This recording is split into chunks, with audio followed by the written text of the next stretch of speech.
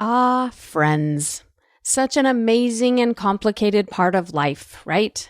Starting when we're about 6 years old, we start learning that there's such a thing as friendship, and it can either make our lives a lot more comforting, a lot sweeter, a lot more fun, or it can add a lot of drama and challenge.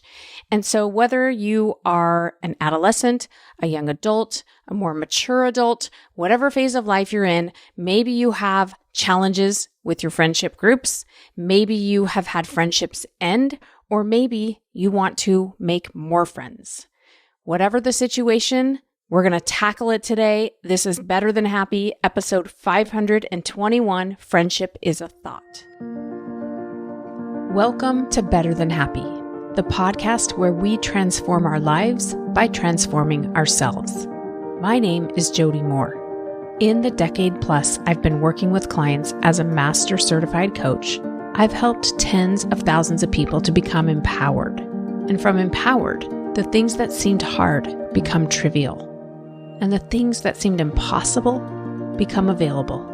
And suddenly a whole new world of desire and possibility open up to you. And what do you do with that? Well, that's the question. What will you do? Let's find out. Sometimes listening to a podcast is enough, but sometimes you'll feel inspired to go deeper. If you hear things that speak to you in today's episode, consider it your invitation to a complimentary coaching workshop. On this live interactive Zoom call with me, you'll get a taste of the power of this work when applied in real life. You can participate or be a silent observer, but you have to take a step if you want to truly see change in your life. 2 steps, actually. Head to jodymoore.com/free coaching and register. Then you just have to show up. Your best life is waiting for you. Will you show up for it? jodymoore.com/free coaching. I'll see you there. Hey there, everybody. How's it going? Today is July 4th, and I'm getting ready to go hang out with friends at their pool and have some good food, and then hang out with family, and then see some fireworks. And I hope that you are doing something fun to celebrate if you celebrate this holiday, or that whatever you're up to, you're having a great summer with lots of good memory building. Today, I want to talk about friendship for 2 reasons. First of all, I have a group of amazing coaches that I'm training right now. And we just did an assessment as we wrapped up the first phase of their 3-part training. And in one of them, we kind of identify which of these sentences are facts and which ones are stories. And the one that was missed the most often was this sentence that said, "We have been friends for 10 years. Okay, a lot of people listed that as a fact. And I would argue that that's a story. So I realized I haven't done a very thorough job of teaching that concept. And I thought I would just teach it to everyone here on the podcast, why I believe friendship is a thought, friendship is a story, and why thinking about it in that way has made my life and my friendships and my other relationships so much better. And let's see if that's the case for you as well. The second reason is because we had a question come in a little while ago from one of you that I'm going to go ahead and play here. Let's listen to the question, and then we'll dive into this topic on friendship. Hi, Jody. Thank you for all that you do. I was wondering if you could do a podcast on making friends as an adult. This is something I've really struggled with. About 3 years ago, I had a traumatic event where, I probably needed my friends the most. And I had 3 what I considered good friends that decided right at the time not to be friends with me for what I considered stupid reasons. 2 of them because I didn't want to vaccinate my kids, and the third because I voted for Trump. And, I don't care about politics, so I don't choose friends that way. But now it's like, I don't want to waste my time. I live in a liberal state, and if people are going to hold that against me, I don't want to put so much effort into friendships if, they're going to just end it with because of that or because of any other stupid reason. And I have a lot of social anxiety, and so it's really hard for me to do. I own a business that's very profitable, and I have 2 little kids. And so I easily just put all my time into that. But, I don't have any close friends for the past 3 years, and it does feel like I'm missing something from my life, but struggle to get my brain to take that next step. Thanks for your help. Okay, thanks so much to the woman who called in with that question. By the way, if you have a question, you can always call and leave it on our hotline. It's 1-888-HI-JODY-M. It's Jody with a Y and M as in more. But I want to talk about friendship today in the context of this question and why I say friendship is a thought, and just give you a bunch of things I've coached people on a lot when it comes to this topic of feeling left out or struggling with friend relationships.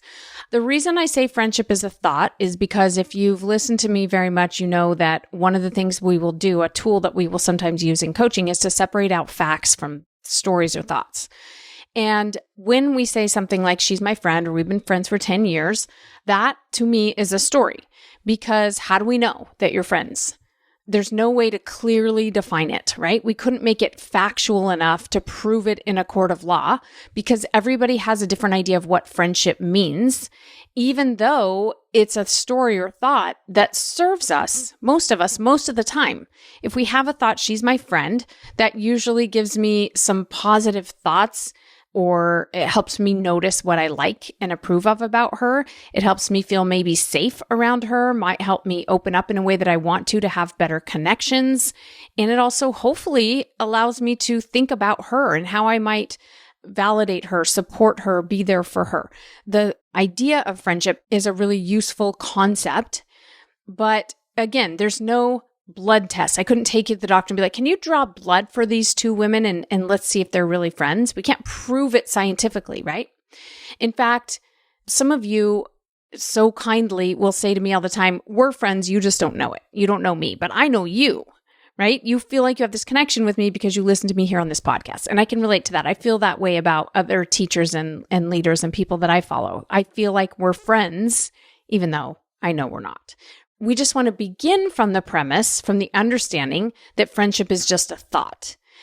And it's important to know because just like we all grow up with different ideas about what marriage is going to be like or should be like, what a husband should be like, what a wife should be like, what a spouse or partner should be like, we also have these unquestioned, usually, even unaware stories about what a friend is. We have these expectations of friendship. As soon as in my mind I label someone my friend, then I probably have just put expectations on them without them knowing it, of how I think they should behave, and expectations on myself of how I expect myself to behave around them. Now, I'm all for you having expectations, but if those expectations are unmet, then we have an interesting situation to take a look at, right? So ideally, when we have a friend, both she and I have similar enough expectations that we have a lot of overlap, right? She shows up for me the same way that I hope that she would, and I do the same for her, probably in many cases, and then it works well, right? And sometimes some of those expectations or norms are kind of developed as we spend more time together, but still in most cases, they are unwritten, unspoken, sort of assumed expectations. Again, nothing wrong with it as long as people are meeting, for the most part, our expectations. My friend is meeting mine and I'm meeting hers, and then we're happy and we call each other friends and we don't have a problem. But if at some point somebody doesn't meet that expectation, right? So let's take this caller's example where, first of all, she said a lot of things that I want to point out are also just stories or thoughts. It's okay that she has these stories and thoughts, but they're not facts. She thinks she's describing to us what's happened with her and these 3 other women. I assumed they were women. I think she said that in her life. But what she's telling us is her interpretation of what happened, her version of the story. And I'm not saying it's wrong or inaccurate. I'm just saying it's not factual, right? So for example, she said, they decided not to be friends with me. Okay, now I want you to pause for just a moment. When you hear that description, they decided not to be friends with me because I chose not to vaccinate my children and because I voted for Trump, right? What does that mean? You probably have a guess in your mind. I have a guess in my mind about what happened. In my mind, I'm picturing that they just sort of quit reaching out to her, maybe stopped responding, or maybe they were just really slow to respond, or they were really short and cold in their responses if she ever reached out to them. And she started to get the feeling they don't want to connect with me. They don't want to be friends anymore, right? Or what else could have happened? Maybe someone came right out and said to her, hey, we're not comfortable being friends with you anymore because of your political views and some of your decisions. Or maybe one of them, was overheard talking to the other one about her and how they don't like her and don't want to be friends, and somebody else heard and they told her. Like, we don't even know what happened, right? We don't know the facts. We know her interpretation of the facts.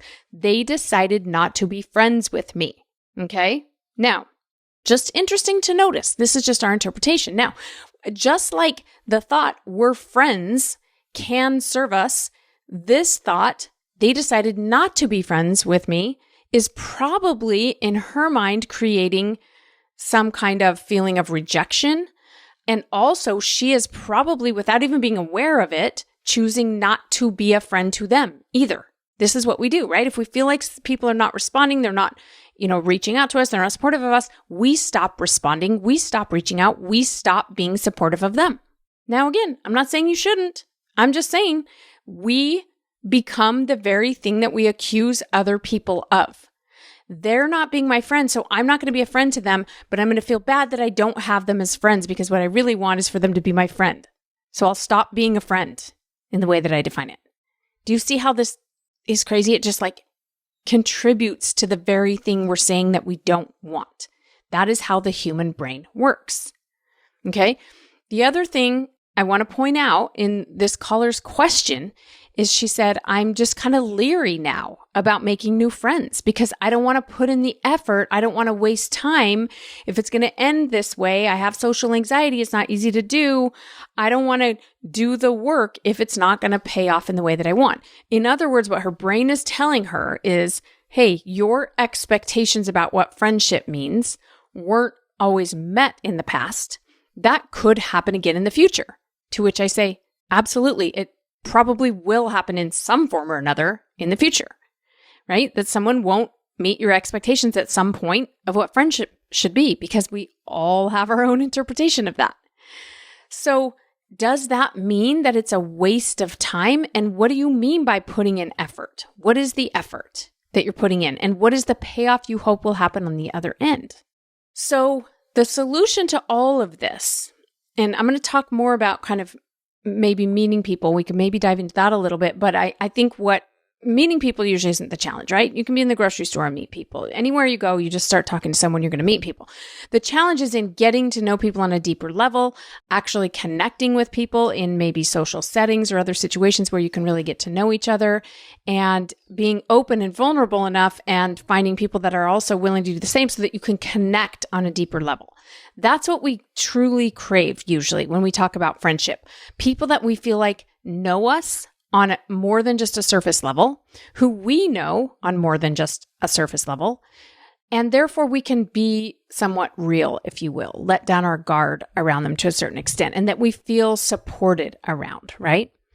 So that comes from a deeper level of knowing.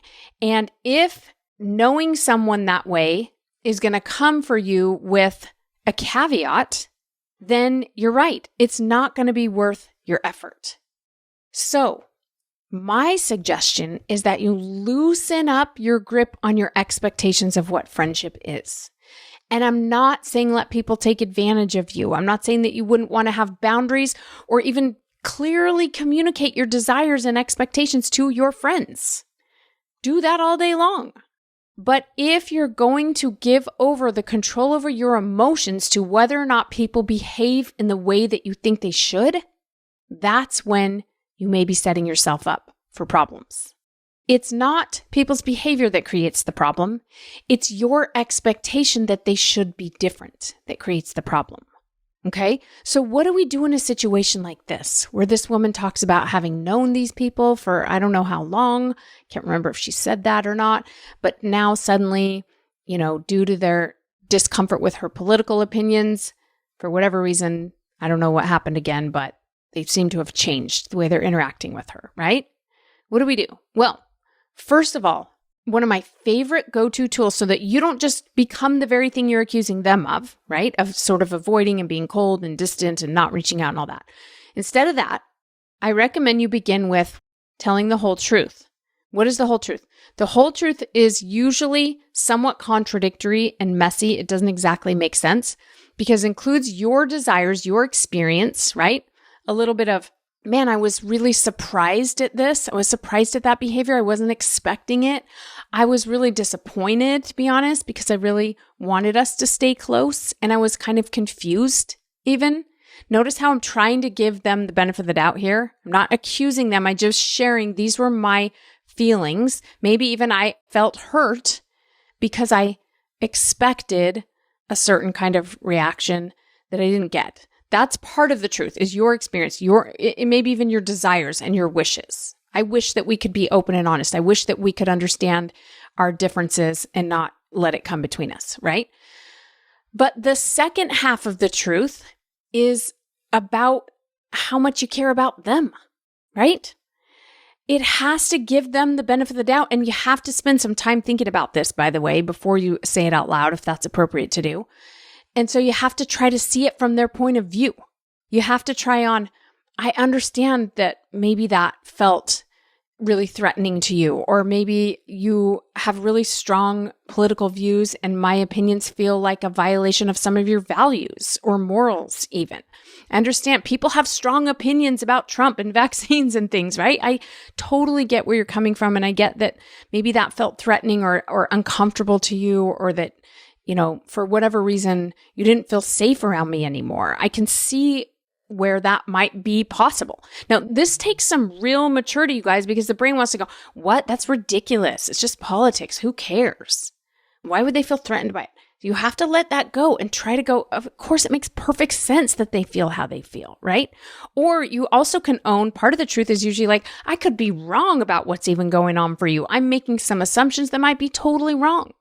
All I know is I miss you and I care about you.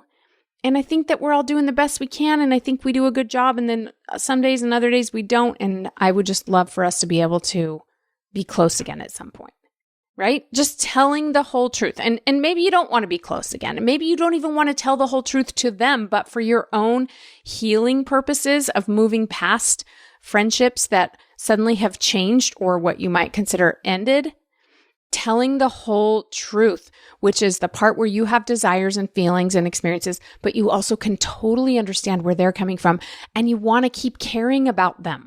Whether they want to be in your life in the same way or not, it's going to feel so much better to you if you move on and still wish them well and hope the best for them. And inside you just send them love. That is going to serve you, my friend, so much better than carrying around bitterness or hurt or what you called trauma, because now that's preventing you from making new friends. Your brain is telling you it's not safe to care about people and to let people care about you because they may not behave according to your expectations. And what I'm saying is it's the best life to care about people and to let them care about you when they choose to. And they may not always meet your expectations, and that's okay. It's also okay to feel disappointed and hurt when that happens, but don't let that change you in a way that makes you harder or more guarded or less open to loving others. Let it refine you in a way that makes you softer and more open and more understanding and curious and compassionate with others. That is the ideal, right? So, last thing I want to say about this topic, because I've coached a lot of people on this topic, whether they're feeling left out. Again, tell the whole truth, first and foremost to yourself. Get to love and compassion for everyone in the story. Let go of or minimize your expectations. Understand that other people have different expectations, and it's totally fine that we all have different ideas of what friendship is. Communicate it anytime you want. Set a boundary when you need to, but let go of thinking that you have the right way, the right definition of friendship. Because you don't. You just have a definition of friendship. I have a definition of friendship. It's not the right one. It's just mine. It's the kind of friend I want to be. It's not the same as the kind of friend that everybody else who I consider a friend chooses to be. And that's okay. But finally, This will change everything for those of you out there trying to meet people, trying to make new friends. First of all, this is one of the things I love the most about being a member of the Church of Jesus Christ of Latter-day Saints is it provides such a beautiful, natural environment for making friends. So go to church. Whether you go to the church I go to or you want to go to another church, find a church, go to church. It's a great place to make friends because people are usually there because they're trying to better themselves. They're trying to connect with God and spirituality, and it's about love and connection. It's just a good place where you're probably going to find, especially if you are a member of a church, you're going to find people that have similar values and things to you, which makes for really natural, ideal friendships in many cases. Or if you don't belong to a church, go to the LDS church. We would love to have you. And tons of people will approach you and want to be your friend if you go there. But if you don't want to go to a church, maybe keep an eye out for other situations. Do your kids have moms that you could become friends with? Do your kids play sports that you could become friends with the other parents of the kids on the teams? Do you want to volunteer somewhere? Go do some kind of activity or event or get your family involved in something where you're going to be around people and meet people. But as you're meeting people, here's the key to all of this. Stop thinking about yourself because that kind of nervous social anxiety that we have comes from our brain's default setting, which is to think about us. Oh, did I say the right thing? Did that sound dumb? I shouldn't have said that. I shouldn't have worn this outfit. They probably think I'm stupid. I shouldn't have made that comment. I think I might have offended them. This still happens to me all the time, by the way. I don't know about you, but even as a more mature now woman who has a lot of experience and a lot of knowledge about this, my brain still offers it up all the time. You shouldn't have said that thing. I'm pretty sure they didn't like it when you said that. I'm pretty sure they talked about you later saying, can you believe she said that? She's kind of difficult or she's kind of whatever. That still happens to me on the regular, okay? But what I do is I go, oh, you thought this was about you, Jody. No, this isn't about you. Because first of all, you're not for everyone. So it might be true. Maybe you did say something you shouldn't have said. And maybe it's something you want to apologize for, or maybe not. Maybe it's something you stand by and it's just okay that they didn't care for it, right? But you're never going to please everyone. It's okay. This is about them. What is interesting about them? What are they worried about? What's amazing about them? What's fascinating about them? What's cool about them? What can I get to know about them? How do I get to know this person better? What is unique about them? Everybody is interesting, you guys. Everybody is, and everybody's lovable. And the more you get to know someone, the easier it is to love them. If you are having a hard time loving someone, it's probably because you don't really know them. And you don't have to get to know everybody, but if you want to make some friends, go try to get to know some people. Drop your agenda about what they're going to do for you, how they're going to show up for you. Some of them aren't going to be anything like what you want a friend to be. And that's fine. You're going to get to know that person and have a moment of connection and then maybe move on. And maybe that's the end of the relationship.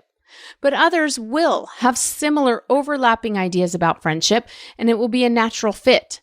But if you go out into the world looking for what's lovable about people, what's amazing about people, what's cool and interesting and unique and fascinating and heartbreaking about people, you will never want for friends. There will be more friends than you know what to do with. That is my wish for you, is that you will direct your brain away from worrying about you over to thinking about and being curious and fascinated about them. Because loving other people, supporting and being there for other people, there's no better feeling than that. And if your brain's like, but what about me? I need people to support me and love me. And I say, yeah, of course you do. That will happen naturally though, the more you go support and love other people. And the best part is you'll still want that sometimes. You can reach out for that when you need it, but you won't need it very often because when you're good at loving other people and supporting other people, you have to also be good at loving and supporting yourself. I still believe, I've said this before, but I'll say it again, that we cannot love and support and appreciate other people more than we love and support and appreciate ourselves. So wherever your limit is at loving on yourself is going to be your limit at loving on others. For those of you in the lab, our July workshop, which by the time this episode airs, I will have already taught it. So if you missed it, go listen to it on the replay, but it's all about how to enjoy being you. We've got to work on you loving you so that you can do a better job of loving other people. That's how it goes with human behavior. All right, you guys, thanks for being here today on the podcast. I'm got some fun announcements coming up in some future episodes. So we're going to be doing some opportunities to come and hang out with me live this fall. I'm kind of into live stuff lately, if I'm being honest. I just like being in the room with you. I like seeing your face. I like getting to know you. And I don't know, maybe it's the world of AI or post-COVID or something, but I want to be with real people in real time. And so we've got some opportunities coming up for that. Stay tuned. Otherwise, thanks for being here. I love you. I'll see you on the next episode. Take care. Oh, wow, look at that. You made it to the end. Your time and attention is valuable, and I don't take it lightly that you made it this far. In fact, it tells me you might be like me, insatiably curious about people and life and potential and connection. Maybe you have big dreams, but a small budget and no time. You're tired, but bored. You're content, but dissatisfied. Sound familiar? Come to a free coaching call and see for yourself what's possible. jodymoore.com/free coaching to register. That's jodymoore.com/free coaching.